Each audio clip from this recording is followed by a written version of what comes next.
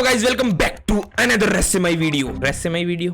हाँ भाई, रहस्यमय वीडियो जिसमें आज वापस अपन पता लगाने वाले हैं कि भाई जर्मोनोटाइड कहाँ से निकल। जर्मोनोटाइड, अरे वो तो गेम में होता है जर्मोनोटाइड। असलियत में क्या होता है, वो कुछ तो पानी से निकलने वाला है ना, जिससे धरती खत्म हो जाएगी। भाई जो भी है वो, लेकिन भाई इन दिनों इंस्टाग्राम पे बहुत डीप सी क्रिएचर्स निकल रहे हैं, जैसे कि एक ये।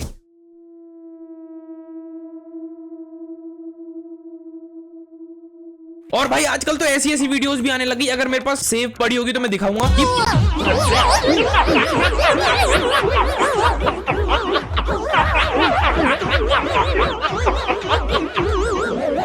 कि भाई जब वो राक्षस सा आएगा तो वर्ल्ड वाले उसको बम से वेलकम करेंगे। भाई सही बात है, मैंने वही बोला था, मैंने पहली वीडियो में भी यही बोला था कि ऐसा कुछ नहीं हो सकता। भाई वो भी तो धरती पे रह रहा है, धरती वालों में बहुत बुद्धि है। अब एक चीज सोचो, इतना बड़ा है, उसमें एक बम घुसेगा, न्यूक्लियर बम घुसेगा, वो खत्म नहीं हो जाएगा। बाकी जैसा भी है भाई, आज के दिन अपन वीडियो देखने वाले what is hidden in the deep ocean by Harsh Vikas. Let's गो।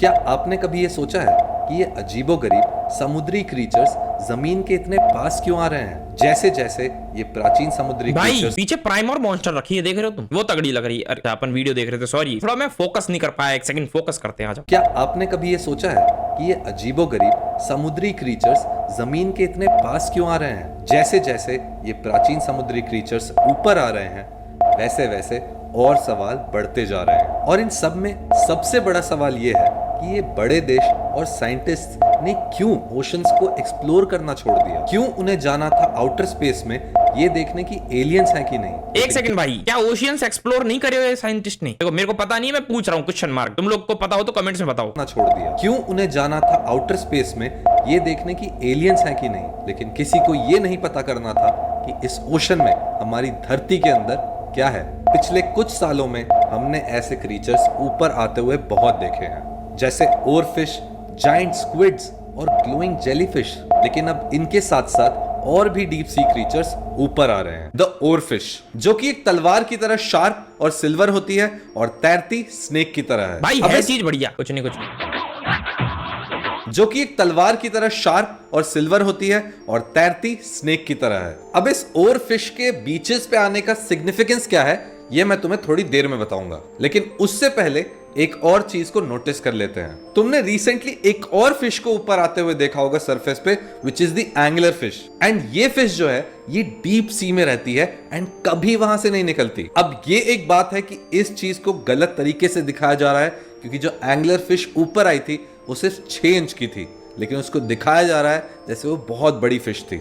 इसका भी सिग्निफिकेंस मैं तुम्हें जस्ट थोड़ी देर में बताऊंगा। जिससे पहले हम चलेंगे केरला, जहां पे एक और चीज हुई। अब केरला के एक बीच पे एक इंसान की वीडियो फेमस हो रही है, जिसमें वो फिशेस के बीच में नहा रहा है। एंड तुम उसमें नोटिस कर सकते हो कि कितनी सारी फिशेस ऐसे भाई वो मजे ले रहा है कि भाई आज तो दावत हो गई पूरी, सबको भर के एक साथ बेच देगा।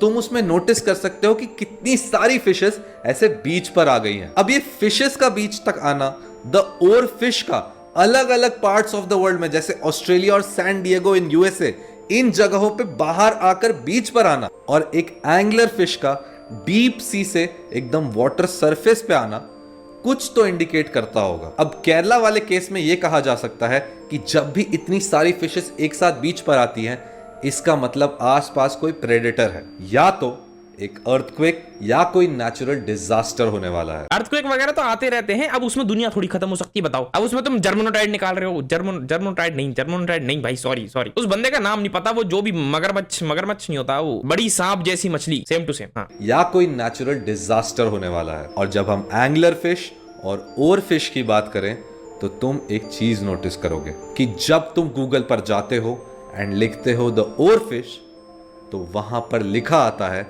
द फिश ऑफ डूम, क्योंकि ओर फिश को डूम्सडे फिश बुलाया जाता है। जिसका मतलब कि अगर तुम्हें एक बीच पर ओर फिश मिल जाती है एंड ये भी अलग अलग पार्ट्स ऑफ द वर्ल्ड में, तो शायद इस पूरी दुनिया को किसी ना किसी डूम से खतरा है। अब ये deep sea fish, angler fish का ऊपर आना मतलब डीप सी में कुछ बहुत ही खतरनाक हो रहा है। एंड अगर तुम इन तीनों चीजों को कनेक्ट करो तो शायद अर्थ को किसी बड़ी चीज से खतरा है। और ऐसा क्या मिल गया साइंटिस्ट्स और कंट्रीज को कि उन्होंने अर्ली 2000s में ओशंस में जाना ही बंद कर दिया, उसे एक्सप्लोर करना ही बंद कर दिया, और वो ढूंढने लग गए एलियंस को आउटर स्पेस में। इसका मतलब कि वो आउटर स्पेस से कम डरते हैं, लेकिन ओशन से ज्यादा डरते हैं। ये बात कुछ तो जरूर बताती है। तुम्हें क्या लगता है? अब रीसेंट टाइम्स के बारे में तो हमने बात कर लिया, लेकिन अब इस क्वेश्चन का आंसर करते हैं, जैसे कि रियलिस्टिक रीजंस क्या हैं इन क्रीचर्स के ओशन से ऊपर आने के। एक थ्योरी ये कहती है कि ये सारे क्रीचर्स क्लाइमेट चेंज की वजह से ऊपर आ रहे हैं। अब इसके पीछे साइंस ये है कि जैसे जैसे ओशन का क्लाइमेट चेंज, हाँ भाई, जो कि अपन ने इसे पिछली वीडियो में देखा था कि जो एंगलर फिश वगैरह है वो नीचे ठंडा पानी ऊपर आने की वजह से आ रहे थे। और दूसरी चीज सुनते हैं, क्लाइमेट चेंज की वजह से ऊपर आ रहे हैं। अब इसके पीछे साइंस ये है कि जैसे जैसे ओशन का पानी गर्म होता जाता है, वैसे वैसे ये क्रीचर्स ऊपर की ठंडी लहरों के लिए ऊपर आते हैं। क्लाइमेट चेंज की वजह से, पानी गर्म होने की वजह से इन क्रीचर्स के हैबिटेट पे असर पड़ रहा है। डीप सी क्रीचर्स का घर उजड़ रहा है। दूसरी वजह हो सकती है अंडर वाटर अर्थक्वेक्स और वोल्केनिक एक्टिविटी। जब ओशन के सबसे नीचे वाला सरफेस, जिसको हम सी बेड बुलाते हैं, वो हिलता है तो ये क्रीचर्स ऊपर आने लगते हैं। इसका एक बड़ा एग्जाम्पल जो मैंने पहले भी बताया है वो है ओवरफिश, जिसको लास्ट टाइम भारी मात्रा में देखा गया था जापान के शोर्स पे, जब वहां पर सुनामी और अर्थक्वेक्स आने वाले थे। तो पहला रीजन हो गया क्लाइमेट चेंज एंड दूसरा रीजन हो गया नेचुरल डिजास्टर। पर एक बहुत ही अजीब बात है, हमने चांद पर पैर रख दिया, मार्स तक रोवर भेज दिया, लेकिन अपने ओशंस को सिर्फ 20% ही एक्सप्लोर किया है। अब कुछ लोगों का यह कहना है कि ओशन एक्सप्लोरेशन महंगा होता है, नीचे बहुत अंधेरा होता है एंड सबसे बड़ी बात, उसमें प्रेशर बहुत ज्यादा होता है, जिसकी वजह से जो इक्विपमेंट्स नीचे के लिए बनाए होते हैं उनको बनाने में बहुत ज्यादा पैसा लगता है। लेकिन इसमें एक और एंगल ये है कि अभी की टेक्नोलॉजी बहुत ही ज्यादा एडवांस्ड है, और अगर हम इतना पैसा लगाकर मार्स तक जा रहे हैं तो हम अपने ओशंस को तो एक्सप्लोर कर ही सकते हैं। तो अगर स्पेस एक्स जैसी कंपनीज पैसा लगा रही हैं स्पेस एक्सप्लोरेशन में, कुछ कंपनीज भी उठकर आ सकती हैं जो ओशन एक्सप्लोरेशन में पैसा लगाएं। अब बात यह है कि यह भी हो चुका है। ओशन गेट नाम की एक कंपनी ने एक सबमरीन लॉन्च की थी, जिसमें वो बिलियनियर्स को लेकर गए थे टाइटैनिक के रिमेन्स को देखने। लेकिन वहां जाकर क्या हुआ हम सबको पता है। डीप सी एक्सप्लोरेशन इसलिए खतरनाक है क्योंकि वहां पर प्रेशर इतना हाई है कि कुछ भी टूट गया। भाई जो वो शिप वगैरह लेके गए थे, क्या वो टूटी हुई थी? वही शिप थी क्या जिसमें गए थे? वापस देखो, सबमरीन लॉन्च की थी जिसमें वो बिलियनियर्स को लेकर गए थे टाइटैनिक नाम की शिप तो वही लग रही है। सबमरीन लॉन्च की थी जिसमें वो बिलियनियर्स को लेकर गए थे टाइटैनिक के रिमेन्स को देखने। लेकिन वहां जाकर क्या हुआ हम सबको पता है। डीप सी एक्सप्लोरेशन इसलिए खतरनाक है क्योंकि वहां पर प्रेशर इतना हाई है कि कुछ भी सरवाइव नहीं कर सकता अपार्ट फ्रॉम ये वाले क्रीचर्स से याद आया, कुछ लोग ऐसा भी बोलते हैं कि बहुत सारे ऐसे क्रीचर्स हैं जो हमसे आज तक छुपे हुए हैं। अब कुछ क्रीचर्स हुए जैसे गॉडजिला, वो तो नहीं हाँ हो भाई, सकता। गॉडजिला बोलते हैं ना उस सांप को शायद। लेकिन कुछ ऐसे क्रीचर्स हैं जिनका हिस्ट्री बुक्स में हमेशा से नाम मेंशन किया गया है, जैसे कि क्रैकन, जिसका विश्लेषण किया गया था वाइकिंग्स की बुक्स में। उनमें बताया गया था कि क्रैकन एक बहुत बड़ा जायंट स्क्विड है जो एक बार में शिप्स को तबाह कर देता था। फिर आता है मेगलोडॉन, एक 60 फीट का प्राचीन शार्क जो आज तक का सबसे बड़ा रिकॉर्डेड क्रीचर है। बहुत सारे लोगों का यह मानना है कि मेगलोडॉन एक्सटिंक्ट हो चुका है, लेकिन दूसरी ही तरफ कुछ लोग विश्वास करते हैं कि आज भी ये ओशंस की गहराइयों में रहता है।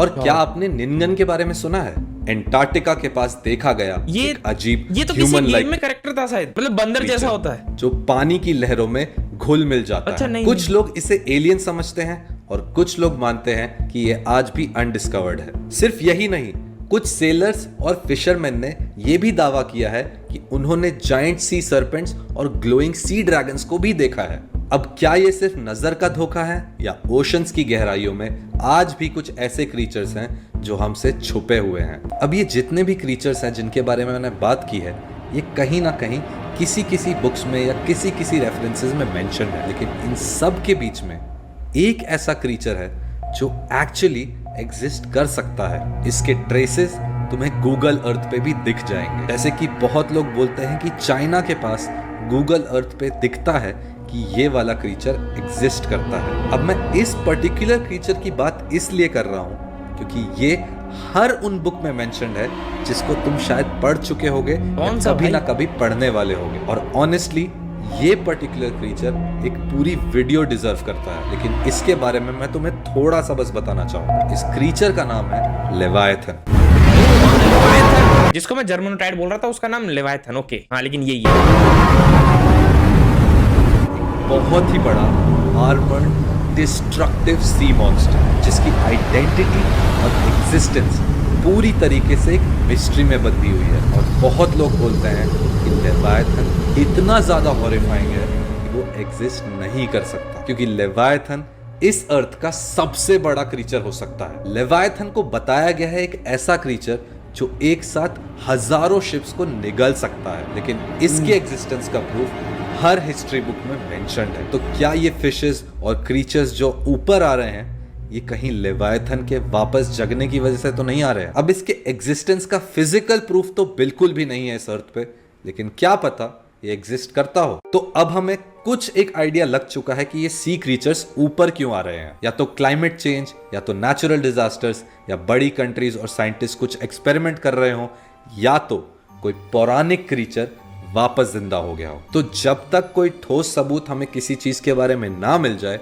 हमें उस चीज पे विश्वास नहीं करना चाहिए। चाहे तुम मैथ्स के कितने ही कैलकुलेशन कर लो या बहुत सारी हिस्ट्री बुक्स पढ़ लो, जब तक तुम उसको अपनी आंखों से नहीं देखोगे तुम उस पर विश्वास नहीं करोगे। और यही एक वजह है जिसकी वजह से बड़ी कंट्रीज और साइंटिस्ट इसको और एक्सप्लोर नहीं कर रहे हैं और बोल रहे हैं इग्नोरेंस इज ब्लिस। शायद कुछ राज जमीन के नीचे ही गड़े रहे तो बेटर है। अब डीप सी क्रीचर्स का ऊपर आना सिर्फ एक वार्निंग है या एक पहेली, इसका जवाब तब तक नहीं मिलेगा जब तक हम इसे एक्सप्लोर नहीं करेंगे। तो क्या आप इन समुंदर की राजों को जानने की हिम्मत रखते हैं, या फिर कुछ पहेलियां सुलझाए बिना ही अच्छी हैं? कमेंट सेक्शन में ये चीजें तो जरूर बताना। और अगर भाई आपको ऐसा तो नहीं भाई, पता पड़नी चाहिए, मजा आता है ऐसी चीजें देख के। ओके गाइस, तो आज की वीडियो से थोड़ी सी और कंफ्यूजन आ गई है। हाँ, पर से पिछली बार जो वीडियो देखी थी वो तो मैं लास्ट में मिल जाएगी कोने पे, वो भी तुम देख लेना। बट भाई क्या वो जर्मनोटाइड सही में आ रहा है? जर्मो यार वो लेवायथन जो भी है भाई, तुमको कितने % चांसेस लगते हैं 100 में से? तुम लोग कमेंट सेक्शन में परसेंटेज टाइप करके आओ। बाकी मिलेंगे किसी अगली वीडियो में, जब तक के लिए बाय बाय। सब्सक्राइब कर लो गाइस,